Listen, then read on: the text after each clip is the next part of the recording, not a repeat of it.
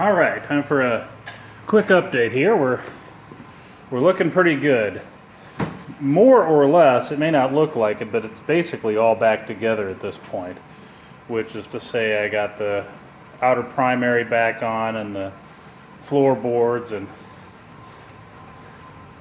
one thing I haven't done yet, I don't have the timing cover riveted on yet. I'm going to wait on that and make sure I don't need to adjust the timing before I rivet it on.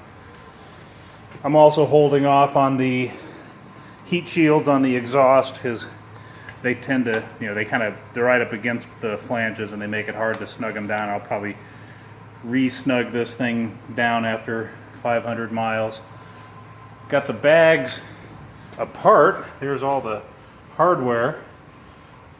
The now, once again, bare bags are in the box they came in. I'll run those down and have Jody give me some paint on them. But otherwise, we're pretty much done. There's nothing left once we get the paint done that 20 minutes of assembly won't take care of. So more or less ready to declare victory on this thing.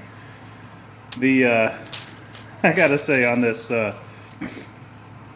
outer primary, there was a guy on the forums, a week ago, and he was telling the story. Bless his heart, he was trying to put on. Well, actually, he started out trying to change his primary fluid, and that didn't work out because he couldn't get the derby cover off.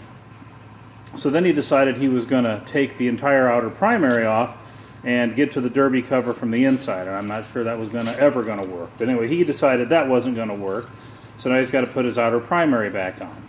And God bless him, he looked in the service manual and somehow read it to say that the required torque on the bolts holding on the outer primary was 110 foot-pounds, which is a lot.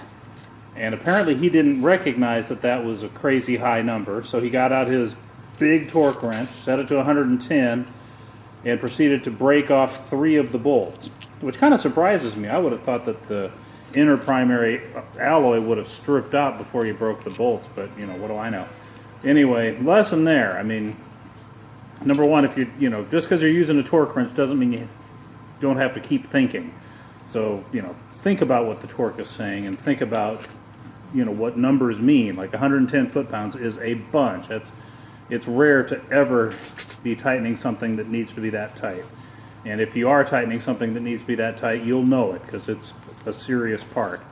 So, and the other thing is, if you're doing something and you break something, don't keep doing it.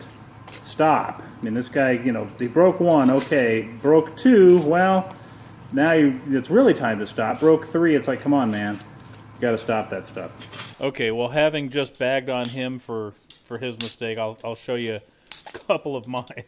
So, okay, I've got the outer primary back on. Now it's time to add some fluid, right? So get the derby cover off. That came right off, no worries. Get some automatic transmission fluid. Start pouring it in. Oh, no! Forgot to put in the plug. So that's my bonehead move right there. The first of 2, actually.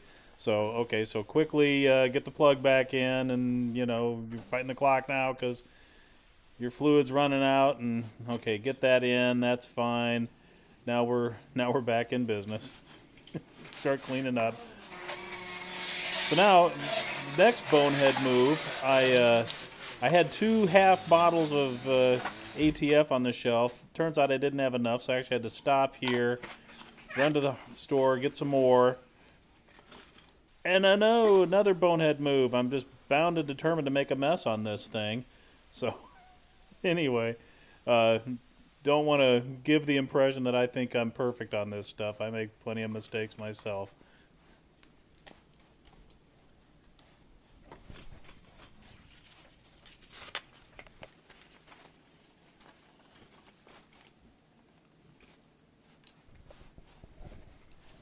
For what it's worth, on the question of how much torque to put on these things, I think the spec is something like 100 inch-pounds, not foot-pounds.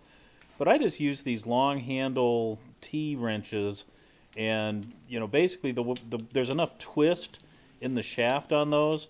I just get it to where it hits hard, and then give it like another 45 to 90 degrees of twist on that, and honestly, that's all you'll ever need on these.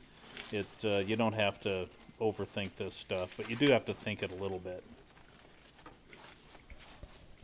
Anyway, it's nothing but snow here today, so who knows when I'm going to be able to get this thing on the road and actually break in the motor, but that's where we're at. Probably the next update won't be until we get some spring and I'm out on the road and show you how it runs. Anyway, there's that. Take care.